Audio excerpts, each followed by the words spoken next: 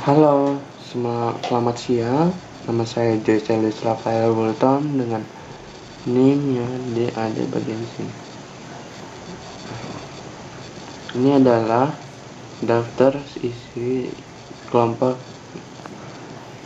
Saya berasal dari kelompok 4. Nah, sekarang saya akan menjelaskan tentang motivation employees.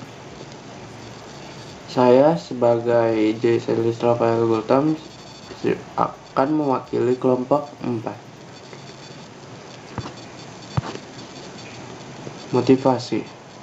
Motivasi suatu proses di mana usaha seseorang diberi energi, diarahkan dan berkelanjutan menuju tercapainya suatu tujuan. Di motivasi ini terdapat 3 elemen kunci. Dalam definisi di atas ada energi, arah, dan ketekunan. Elemen energi ini adalah ukuran dari intensitas atau dorongan usaha tingkat tinggi perlu diarahkan pada cara yang dapat membantu organisasi mencapai tujuannya. Karyawan harus terus didorong dalam memberikan usaha untuk mencapai tujuan tersebut. Motivasi sebagai proses pemuas perusahaan. Motivasi karyawan itu penting untuk mencapai lingkungan yang memungkinkan dan mendorong seseorang karyawan untuk melakukan yang terbaik baik di dalam maupun di luar jam kerja. Dan situasi yang saling menguntungkan bagi karyawan dan organisasi. Motivasi sebagai proses memuas kebutuhan perusahaan dapat berupa kebutuhan untuk mencapai tujuan perusahaan, kebutuhan untuk meningkatkan produktivitas, atau untuk meningkatkan kepuasan pelanggan.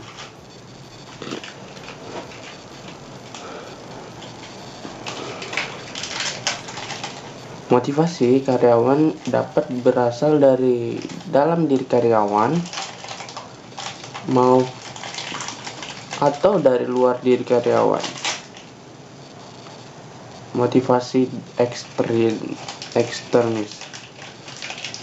Motivasi intrinsikis adalah motivasi yang berasal dari diri karyawan seperti keinginan untuk belajar dan berkembang, keinginan untuk berkontribusi, dan keinginan untuk mencapai tujuan yang ingin kepuasan diri. Motivasi eksternis adalah motivasi yang berasal dari luar karyawan tersebut, seperti keinginan untuk mendapatkan gaji, keinginan untuk mendapatkan promosi, atau keinginan untuk mendapatkan pujian.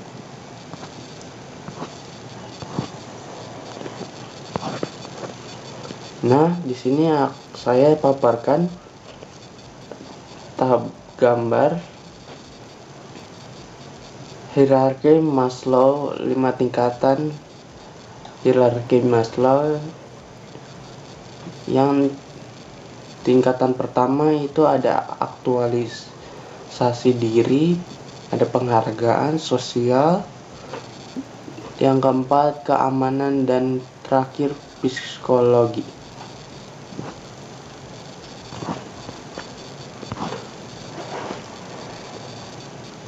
Mari kita mulai dengan tingkatan bawah atau internal. Yang pertama, kebutuhan fisiologis. Ini merupakan kebutuhan dasar manusia yang paling terpenting. fundamental seperti makanan, air, tidur, dan kebutuhan biologis lainnya. Jika kebutuhan ini tidak terpenuhi, mereka akan menjadi fokus utama motivasi mereka. Lalu kebutuhan keamanan. Setelah kebutuhan psikologis terpenuhi, individu mencari keamanan dan stabilitas. Untuk mencakup keamanan fisik, keamanan pekerja, kesehatan, dan perlindungan dari bahaya.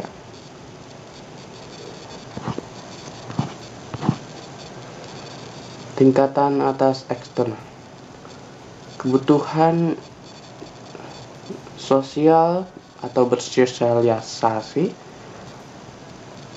Setelah kebutuhan fisik dan kebutuhan keamanan, individu juga mencari kebutuhan sosial seperti cinta, persahabatan, dan keanggotaan dalam kelompok.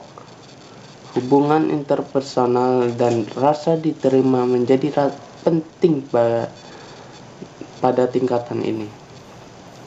Lalu kebutuhan penghargaan. Pada tingkatan ini, individu mencari penghargaan, pengakuan, dan prestise atau prestise.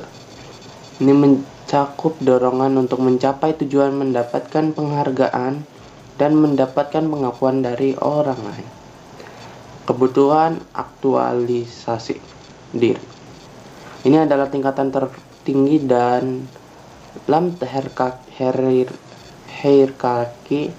hierarki kebutuhan Maslow. Pada tingkatan ini, individual mencari pengembangan diri dalam dan penuh fantasi, memenuhkan kreativitas dan mencapai tujuan yang tinggi.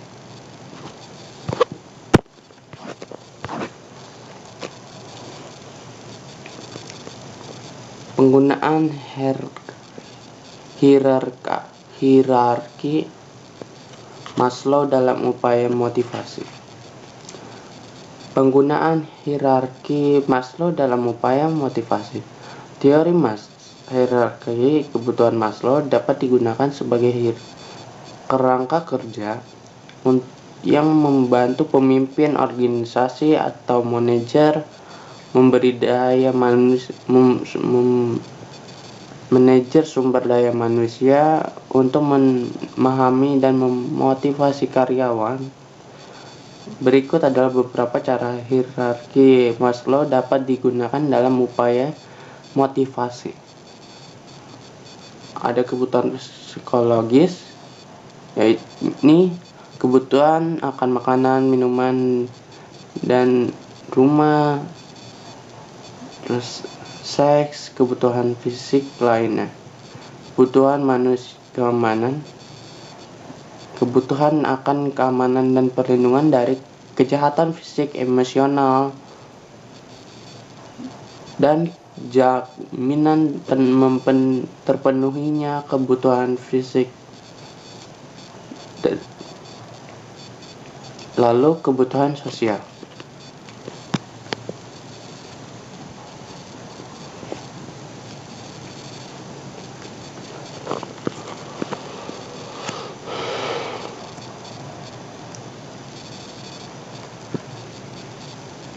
Kebutuhan sosial, kebutuhan kesayangan, kasih sayang, memiliki penerimaan, persahabatan, dan rasa terima atas terkelompok. Kebutuhan penghargaan, diberinya penghargaan diri, otonomi prestasi, status, dan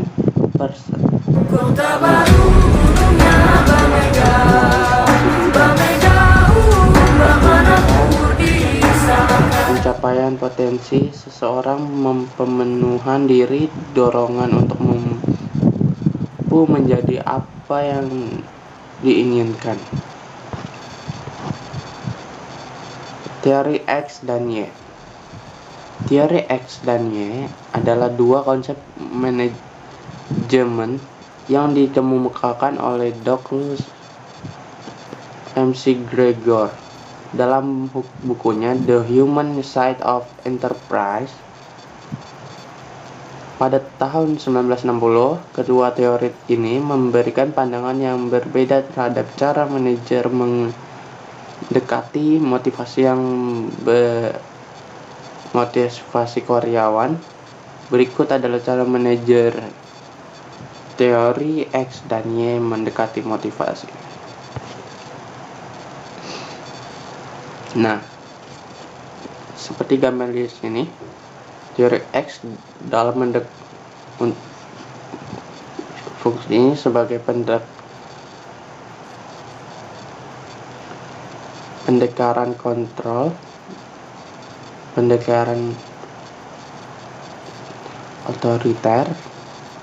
Nah, pendekatan kontrol ini, manajer teori X cenderung percaya bahwa karyawan secara alamiah tidak menyukai pekerjaan dan akan mencoba menghindari tanggung jawab jika memungkinkan. Oleh karena itu, mereka menggunakan pendekatan kontrol dan pemantauan yang ketat terhadap karyawan. Pendekatan otoriter. Manajer teori X cenderung mengadopsi pendekatan otoriter dengan memberikan petunjuk yang jelas dan pengharapan karyawan untuk mengikuti aturan dan prosedur yang ketat. Teori X yang tadi dan sekarang teori Y dalam mendekati motivasi. Pendekatan partisipasi. Yang pertama, manajer teori Y percaya bahwa karyawan dapat memotivasi dari diri mereka sendiri dan menikmati pekerjaan. Oleh karena itu, mereka mengadopsi pendekatan partisipatif, memberikan karyawan lebih banyak kebebasan dalam pengambilan keputusan dan pelaksanaan tugas. Pendekatan delegatif. Manajer teori Y ini lebih suka mengambil pendekatan delegatif, memberdayakan karyawan untuk mengambil keputusan dan bertanggung jawab atas pekerjaannya mereka sendiri. Teori motivasi kebersihan Hornberg. Faktor Higgins. Pengawasan kebijakan perusahaan, hubungan dengan penilaian kondisi kerja, gaji, hubungan dengan rekan kerja, kehidupan pribadi, hubungan dengan bawahan, status dan keamanan. Faktor motivasi. Terpenuhinya pengakuan, tanggung jawab, kemajuan dan meningkatkan motivasi dan pertumbuhan karir. Memberikan pengakuan atas upaya menjaga kebersihan dan memberi kesempatan untuk pertumbuhan karir dalam bidang kebersihan dalam menjadi faktor dan dapat menjadi faktor motivasi bagi karyawan yang bekerja di sektor tersebut. Pandangan Hornberg tentang kepuasan dan ketidakpuasan. Menurut teori dua faktor Hornberg, faktor-faktor yang menyebabkan kepuasan dan ketidakpuasan adalah berbeda. Pada mencapai dan pertumbuhan menyebabkan ketidakpuasan di tempat kerja, tetapi keberadaannya hanya akan mencegah ketidakpuasan tanpa benar-benar meningkatkan kepuasan. Pandangan Hornberg telah mengaruhi praktik manajemen SDM dan pengembangan organisasi secara luas. Lalu, teori motivasi McClellan. Teori tiga kebutuhan. Tiga kebutuhan manusia, yakni kebutuhan akan prestasi adalah dorongan untuk mengungguli,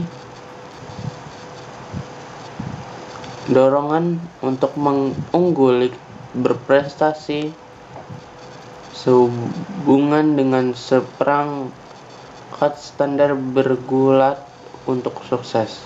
Beberapa orang mempunyai dorongan yang kuat untuk berhasil. Mereka bergulat untuk prestasi pribadi. Mereka mempunyai hasrat untuk melakukan sesuatu energi lebih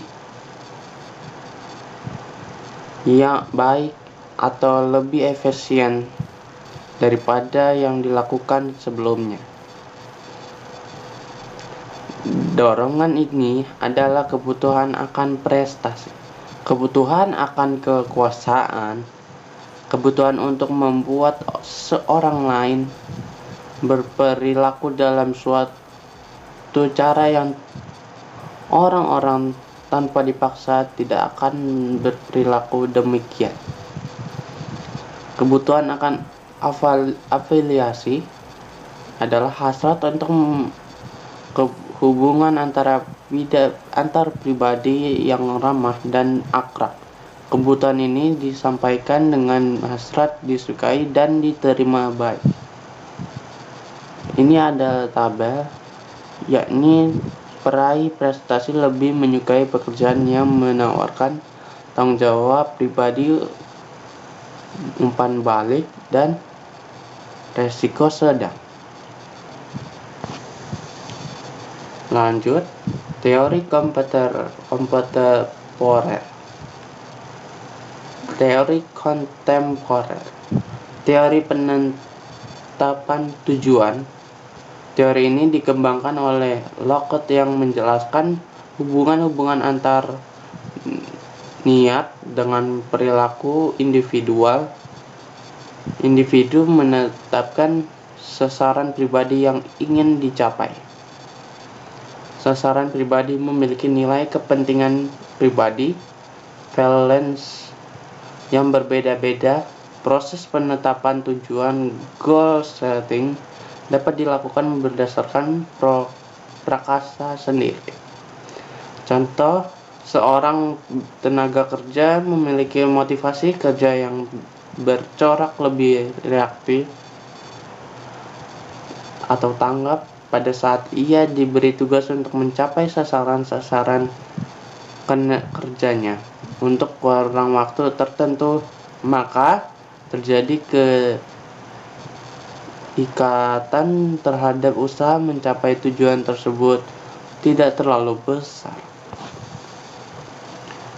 Di sini kita akan memaparkan teori penetapan tujuan yang awalannya tujuan dipublikasikan, individu mempunyai fokus, kendali internal, tujuan yang ditentukan oleh diri sendiri. Nah, kita bisa lihat ini ada di sini, ini adalah tabelnya. Teori penguatan. Teori di mana perilaku adalah fungsi dari konsekuensi dan dari konsekuensinya. Daya penguat. Konsekuensi yang segera mengikuti perilaku yang mengatakan probabilitas di mana perilaku tersebut akan. Teori desain pekerjaan. Desain pekerjaan, cara di mana tugas-tugas digabungkan untuk membentuk suatu pekerjaan yang lengkap pekerjaan. sejumlah tugas berbeda yang diperlukan dalam pekerjaan Indonesia dan is the most frekuensi beautiful land in the universe. pengulangan tugas-tugas tersebut. The Ada land where we were pemekaran born, pekerjaan, the nation pengadaan where we pekerjaan, grew up. kedalaman So many pekerjaan, model colors that live together in karakteristik peace, pekerjaan, with a keragaman million timeless penghasilan, treasures, identitas tugas, with an pendidikan, abundance of natural wealth. Indonesia is not just wonderful. teori Indonesia eksploitasi is a wonderland. Kota barunya Bamega, bagaimanamu bisa mengintegrasikan teori-teori motivasi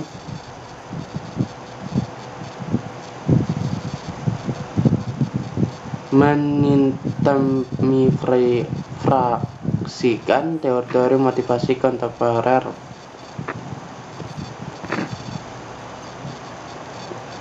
Nah, ini ada lingkaran proses dalam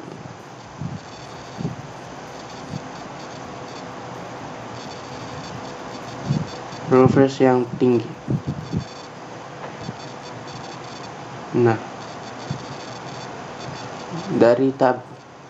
dari diagram lingkaran itu sendiri, ya, ini pekerjaan ini akan meningkatkan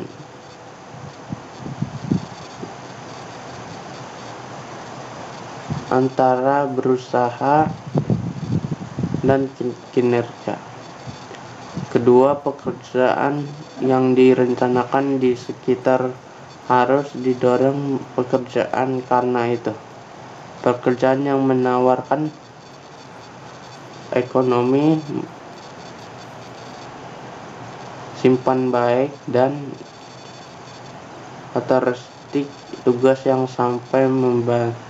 serupa membantu pemenuhan tujuan individu yang karyawan yang menginginkan kendali yang lebih besar terhadap pekerjaan mereka.